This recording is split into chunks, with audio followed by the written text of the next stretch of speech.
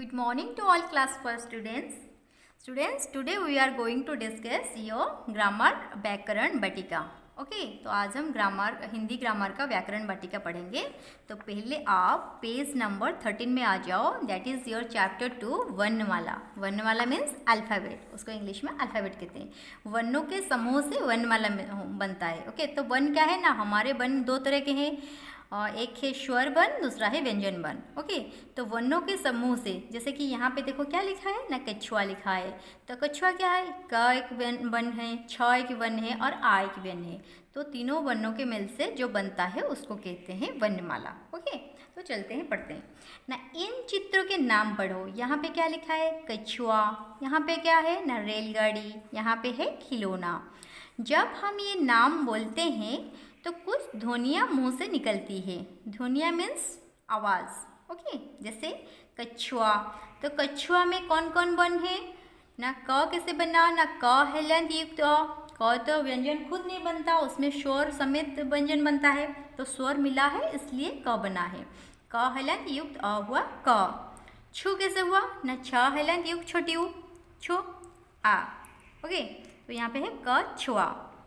तो रेल है र हलंत युक्त ए, रे ल हलंत युक्त अ.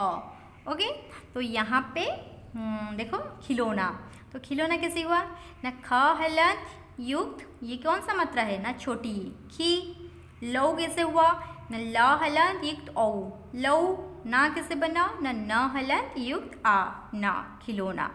तो बच्चों इन ध्वनियों से ही शब्द, वाक्य और भाषा बनी. हिंदी भाषा में अनेक ध्वनियाँ हैं. हर ध्वनि को बोलने और लिखने का ढंग अलग है.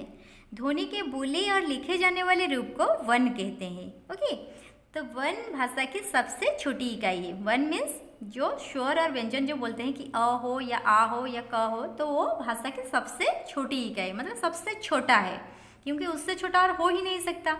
तो वर्ण के मिलन से हम शब्द बनाएंगे. ओके तो इनके और टुकड़े नहीं हो सकते. यहाँ पे शब्द है, शब्दों को हमने टुकड़े कर दिए, क्या वर्ण में विभाजित कर दिए. लेकिन ये वर्ण जो बना, ये वर्ण से और छोटा टुकड़ा नहीं हो सकता, ये सबसे छोटा है, इसलिए इसको सबसे छोटा इकाई है क्या, वर्ण. वर्णों के लिखने का एक निश्चित क्रम होता है. क्रम से दिए वर्णों के समूह को वर्णमाला कहते हैं. हिंदी के वर्णों को दो भागों में बांटा गया है. एक है स्वर और दूसरा है व्यंजन. अ से औ तक को कहते हैं स्वर और व्यंजन कहते हैं, क से ह तक को कहते हैं व्यंजन. ओके तो स्वर, इन्हें बोलने के लिए किसी अन्य वर्ण की सहायता नहीं लेनी पड़ती. ओके ये है क्या है ना, अ आ, छोटी ई, बड़ी ई, छोटी ऊ, बड़ी ऊ, री, ए, ऐ, ओ, औ, अंग, अह, अ. तो ये क्या है, स्वर है. तो अंग में क्या है, इसे अनुसार भी कहते हैं. जैसे कि अंक, अ में अनुसार अंक, अंक. रंग, र में अनुसार रंग, रंग. म में अनुसार मंच, मंच. और ह में अनुसार हंस, हंस आदि. तो ये क्या है, विसर्ग. इसे विसर्ग कहते हैं.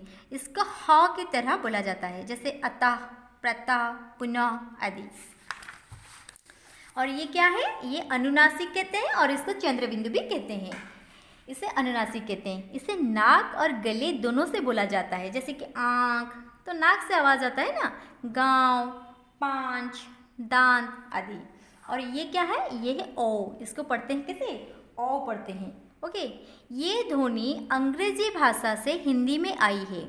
इसका उच्चारण ओ की तरह होता है.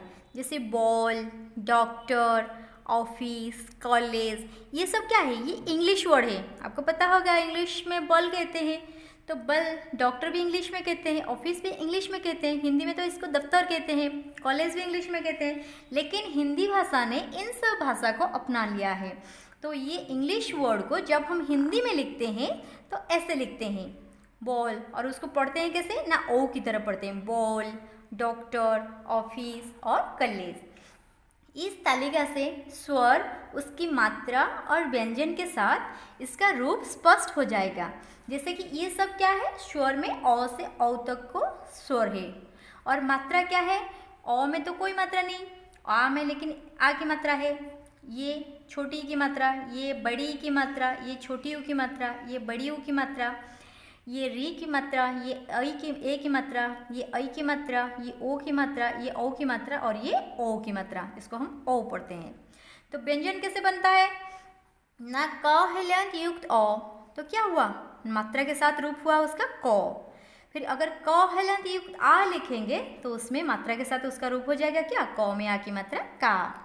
क हलंत युक्त छोटी, ऐसे हो जाएगा क में छोटी की मात्रा की। क हलंत युक्त बड़ी, क में बड़ी की मात्रा की।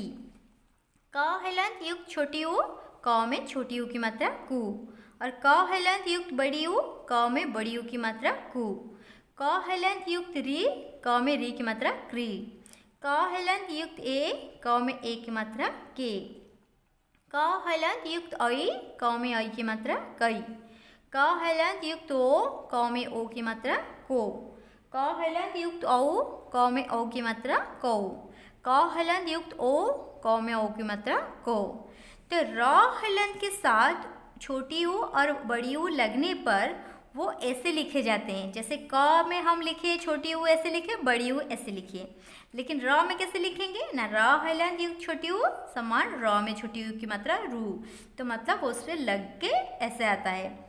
लेकिन अगर बड़ी ऊ लगाएंगे, र हलंत युक्त बड़ी ऊ, तो थोड़ा हाइफेन देके थोड़ा गार निकाल के ऐसे मोड़ेंगे बड़ी ऊ, छोटी ऊ लग के होगा, बड़ी ऊ थोड़ा गैप दे के होगा। ओके, तो र में क्या होता है ना, छोटी ऊ और बड़ी ऊ उसके मध्य में दिया जाता है, इसके नीचे नहीं दिया जाता, उसके मध्य में। आओ चलते हैं व्यंजन की ओर ना। इन ध्वनियों को बोलते समय स्वरों की सहायता ली जाती है। ओके, जैसे क हुआ, क कैसे बना ना, क में अ मिलने से क बना, तो ख भी वैसे ही, ख में अ मिलने से ख हुआ। ग भी वैसे ही, ग में अ मिलने से ग हुआ। ओके, तो ये सब व्यंजन जो है ह तक, इसमें क्या अ मिलने से ही ये बना, तो इसमें स्वर मिला। व्यंजन कैसे बना ना, व्यंजन में स्वर मिलने से ही व्यंजन बनता है। और ये सब क्या है, ये संयुक्त व्यंजन है ना, ये दो दो व्यंजन बन के ये व्यंजन बना है। ओके ना, जब कोई व्यंजन बिना स्वर के लिखा जाता है तो उसे नीचे हॉल चिन्ह लगाते हैं, इसको हॉल या हलंत कहते हैं। जैसे क हलंत, ख हलंत, ग हलंत। ओके, पहले भी हमने पढ़ा है। तो ड ढ का प्रयोग, भाषा में इनका व्यापक प्रयोग किया जाता है। ड ढ वर्णों के नीचे बिंदु लगाकर ड और ढ ध्वनियाँ बनाती है। इन्हें भी व्यंजन के रूप माना जाता है, जैसे गुड़, सड़क, गुड़िया, चिड़िया, पढ़ाई, चढ़ाई, बूढ़ा आदि। तो ड और ढ शब्द के शुरू में कभी नहीं आते। ये ड और ढ, देखो यहाँ पे क्या है, यहाँ पे जो हमने पढ़ा, ये पहले क्या हुआ, ग आया, फिर स आया, इसमें पहले ग है, इसमें पहले च है, इसमें पहले प है, इसमें च है, इसमें ब है। ढ मध्य में आता है या फिर आखिर में आता है, लेकिन ढ पहले कभी नहीं आता। ओके, किसी भी शब्द के पहले ढ नहीं आता, ड या ढ शब्द के शुरू में नहीं आता।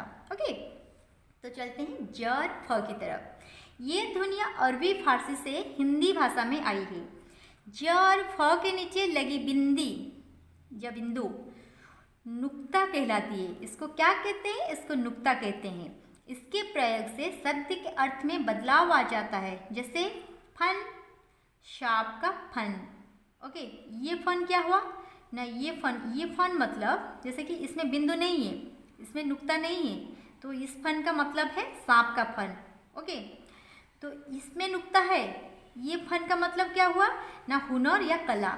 तो दोनों फन में डिफरेंस आपको पता चला या नहीं, कि फन एक जैसा है लेकिन इसमें नुक्ता नहीं है, इसमें नुक्ता है, तो इसका अर्थ अलग हुआ, इसका अर्थ भी अलग हुआ।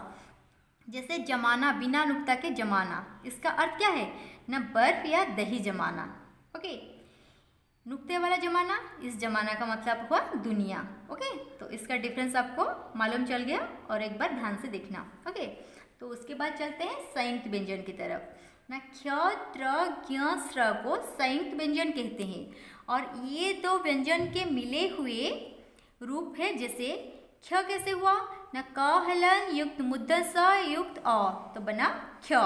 त्र कैसे बना ना, त हलन युक्त र हलन युक्त अ, त्र। ज्ञ बना, ज हलन युक्त न्य हलन युक्त अ हुआ ज्ञ।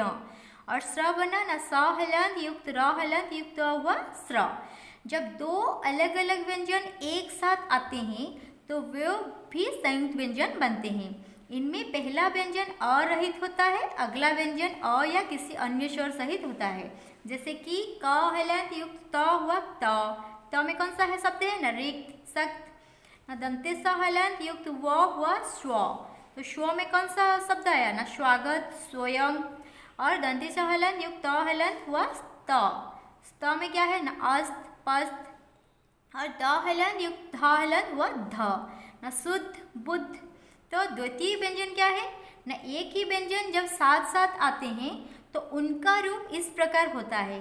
जैसे क हलंत युक्त क हुआ कक्का, तो क में पक्का, पक्का, चक्का, इसको लिख सकते हो।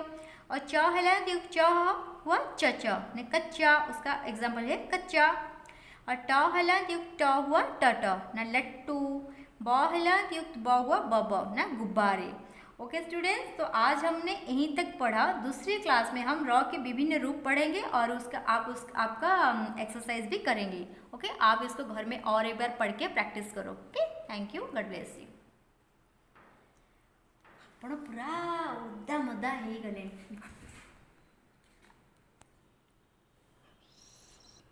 सॉरी जी। हाँ।